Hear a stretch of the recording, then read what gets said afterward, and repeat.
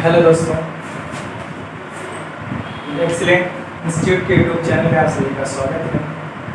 मैं घनश्याम यादव आप सभी के लिए आज 11th क्लास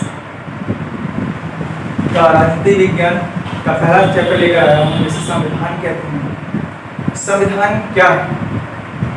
किसी भी देश को चलाने के लिए जो लिखित नियमों का दस्तावेज होता है वो संविधान है।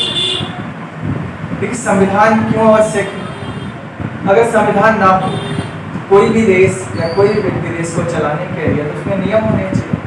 भाई बिना संविधान के नियम होता नहीं है। नियम नहीं होगा तो देश चलाया नहीं जा सकता है। तो संविधान जो होता है तो देश को चलाने के लिए, कोई देश चलता है, देश सिर्फ नियम पर चलता है, नियम और कानून उसके होते हैं, तो उसी को हम संविधान कहते हैं। किसी भी देश को चलाने के लिए जो लिखित नियमों का दस्तावेज होता है वो संविधान कहलाता है।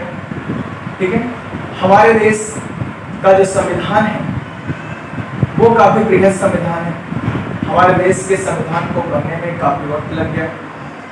अब हमारे देश के संविधान को बनने में कितना समय लगा आप सभी को बता देता हूँ मैं कि हमारे भारतीय देश के संविधान को बनने में 2 वर्ष 11 महीने और 18 दिन का समय लगा। 2 वर्ष 11 महीने 18 दिन के समय में हमारे देश के जो नेता थे 166 बैठक, इन बैठकों में उन्होंने हमारे देश के लिए एक ऐसा आधारभूत संविधान तैयार किया जिसपे आज हमारा देश चल रहा है। अब बात आती है कि संविधान एक जीवंत दस्तावेज है या नियमों का एक पुलिंदा है। देखिए, संविधान एक जीवंत दस्तावेज तब होगा जब उसका दिन प्रतिदिन के कार्यों में उसका उल्लेख होगा, उसका उपयोग होगा। अगर दिन प्रतिदिन के कार्यों में संविधान का उल्लेख नहीं हो रहा है, संविधान नहीं चल रहा है, तो उसका कहीं ना कहीं जो उपयोग नहीं था जीवंत नहीं कहलाएगा। अगर वो रख दिया गया है, संविधान बना दिया गया कि नियम बना दिए गए, भाई चलिए रख दिया, अच्छा रखने से कुछ नहीं होता तो वो जीवंत नहीं कहलाता है। तो हमारे संविधान की एक और क्वालिटी है कि लचीलापन और कठोर। आप कहेंगे कि लचीला कैसे भी?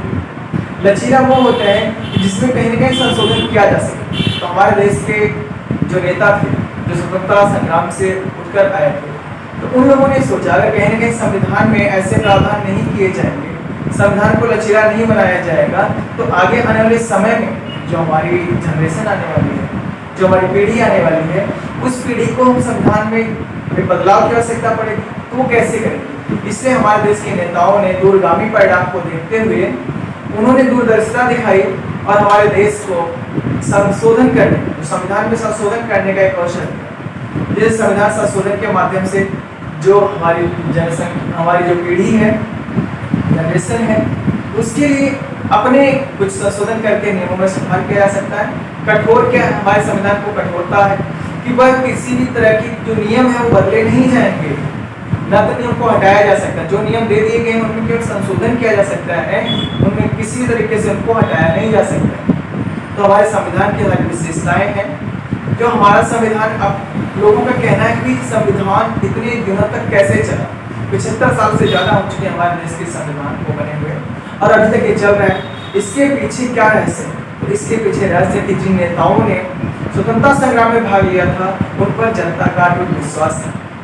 जनता के अटूट विश्वास होने के नाते जो हमारा संविधान है वो आज तक चल रहा है। 75 सालों से ज़्यादा हो गया हमारे संविधान को, लेकिन आज यही चल रहा है कि उसके पीछे जो स्वतंत्रता संग्राम में नेताओं ने भाग लिया था, उनकी दूरदर्शिता थी, ठीक है, इसलिए हमारा संविधान चल रहा है। देखिए, अब संविधान में एक और टॉपिक, इंपॉर्टेंट टॉपिक आता है कि संविधान क्यों आवश्यक है। सबसे बड़ी बात है कि संविधान आवश्यक क्यों? भाई देश को चलाना है तो संविधान आवश्यक होता है।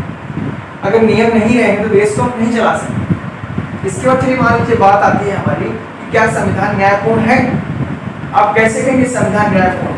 क्योंकि संविधान न्यायपूर्ण तब कहलाएगा जब सभी तबके को, चाहे वो गरीब हो, चाहे अमीर हो, चाहे कोई भी हो तबका, सभी पर बराबर ध्यान दिया जाएगा। अब बराबर ध्यान देने का मतलब नहीं कि अमीर को भी 100 रुपये दिए गए तो गरीब को भी 100 रुपये दिए जाएंगे, ऐसा नहीं है। तो बराबर उससे नहीं कहलाता। तो जो गरीबों को उत्थान के लिए, जो हमारी जनसंख्या गरीब है, गरीब तबके के लोग हैं, उनके उत्थान के लिए जब हमारे संविधान में प्रावधान होता है कि उनके उत्थान के लिए कहीं न कहीं सरकार करती है, आरक्षण दिया जाता है। आरक्षण का प्रावधान हमारे संविधान में है।